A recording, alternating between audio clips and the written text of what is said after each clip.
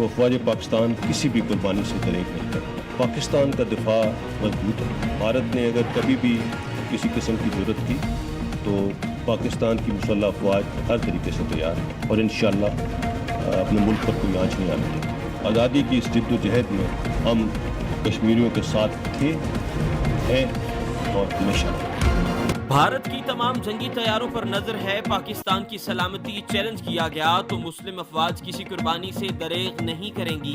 D G I S P R general Babar Iftikhar کی press conference. کہا بھارتی قیادت کے غیر ذمہ دارانہ بیانات کو سنجیدگی سے لیا. جنگ چھڑی تو نتائج کسی کے قابو میں نہیں رہیں گے. مسئلہ کشمیر کا حل ہمارا قومی مفاد اور قومی سلامتی کا ضامن ہے. آزادی کی جدوجہد میں کشمیریوں کے ساتھ ہیں اور رہیں گے. ایل او سی پر بھارت کی شرنگیزیوں کا منہ توڑ جواب دیا اور دیتے رہیں گے. 27 فروری یوم تشکر بھی، یوم عزم بھی. دشمن ہمیں سرپرائز دینا چاہ رہا تھا، خود سرپرائز ہو گیا. D G I S P R نے کہا کہ فروری 2019 جنگ ہمارے دروازے پر دستک دے رہی تھی. 27 فروری کا دن ہماری تاریخ میں روشن بات ہے. دشمن کے 2 طیارے گرانے پر بوکھلاہٹ میں بھارت نے خود اپنا ہیلی کاپٹر مار گرایا. کرونا وائرس سے بچاؤ، پاکستان اور ایران کے درمیان براہ راست پروازیں معطل. ڈاکٹر ظفر مرزا کا تفتان بارڈر پر اقدامات کا جائزہ لیا. بلوچستان میں امتحانات ملتوی، تعلیمی ادارے 15 مارچ تک بند. سندھ میں تعلیمی ادارے پیر سے کھلیں گے. سندھ کے ینگ ڈاکٹرز نے ہڑتال ختم کر دی.